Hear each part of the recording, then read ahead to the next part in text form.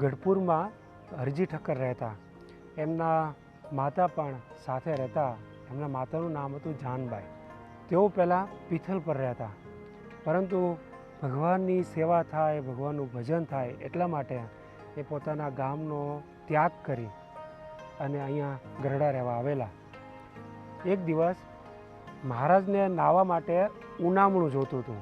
ઉનામણું એટલે પાણી ભરવાનું એક પાત્ર, અને દેગડી કહેવાય. ત્યારે જાનબાએ એ મહારાજને એ પાણીની ત્રાંબાની મોટી દેગડી એ આપેલી. એ જોઈ અને એમના દીકરા ધનજીએ કીધું કે માતા, યાર થોડું નાનું ઉનામણું અપાય ને, આવડું મોટું ઉનામણું કેમ આપ્યું મહારાજને? એ સાંભળી અને જાનબાઈને ધનજી ઉપર થોડી રીસ ચડી અને થોડા ખીજાઈ ગયા કે તું ભગવાનની સેવામાં આડો આવે છે, માટે જા, આજથી મારે તારું મોઢું જોવું નથી. પછી તો એ ધનજી ઠક્કર એ ગઢપુર છોડી અને તળાજે રહેવા ગયેલા અને ત્યાં જ તેઓ ધામમાં ગયેલા.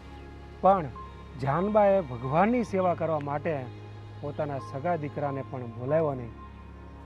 ભગવાન એવા ભક્તો ઉપર કેટલા રાજી થતા હશે. જય સ્વામિનારાયણ.